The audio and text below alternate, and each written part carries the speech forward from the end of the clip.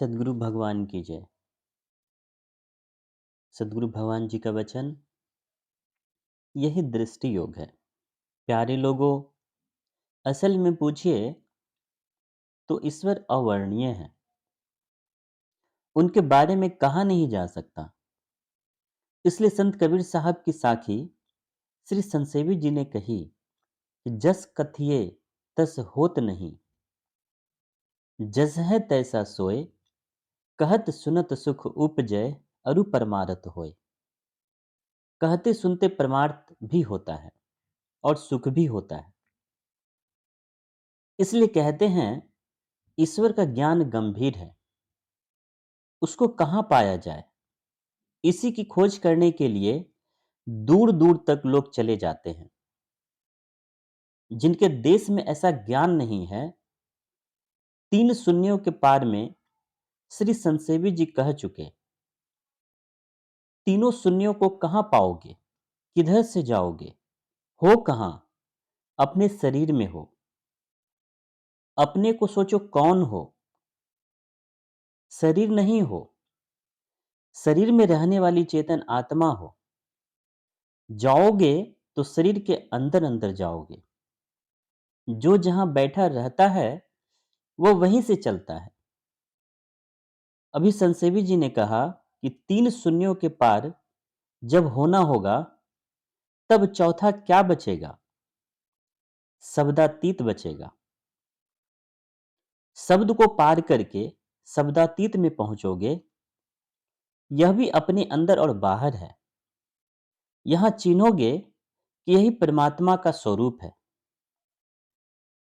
इन तीनों को पार करो, तब शब्दातीत पद रहेगा। उसी पद को परमात्मा का स्वरूप जानो, जिसका आदि नहीं, अंत नहीं। उस पद में पहुंचोगे। आदि अंत रहित केवल एक ही परमात्मा है। अनादि अनंत एक ही हो सकता है। दो अनंत कभी नहीं हो सकते। जरा बुद्धि से विचारो। दो अनंत रहने से दोनों आदि अंत वाले होंगे। परमात्मा को खोजना है तो अंदर में खोजो। अंदर अंदर जाओगे, वहां कोई बता नहीं देगा कि यही वही यह पद है। अपने ही होगा। संत मत का ज्ञान बड़ा गंभीर है। थोड़ी थोड़ी बातों में संतों ने बताने की कोशिश की है। बेसी कहने से लोग और नहीं बुझेंगे, इसलिए थोड़ी सी बात कही। इस तरह की बातें बहुत देर तक कही नहीं जा सकती।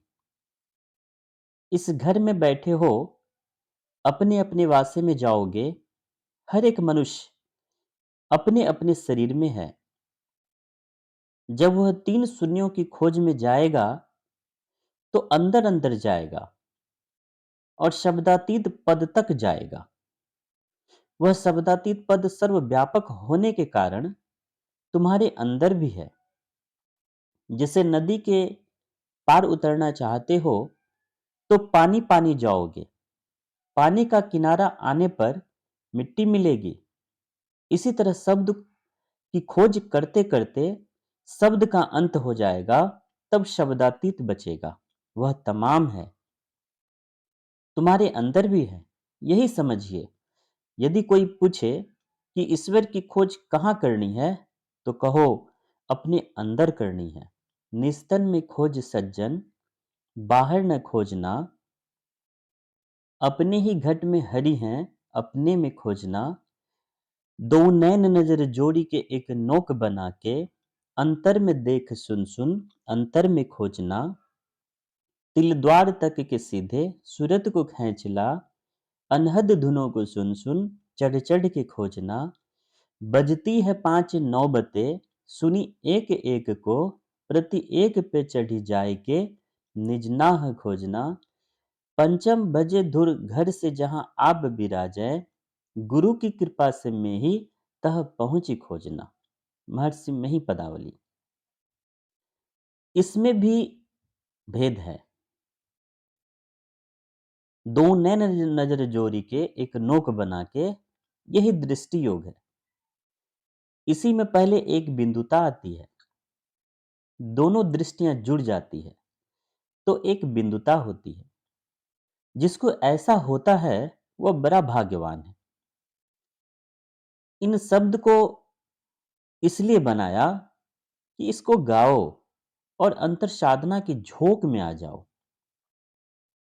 मेरे तुम ही राखनहार, दूजा कोई नहीं, यह चंचल चहुदिशि जाए, काल तही तही।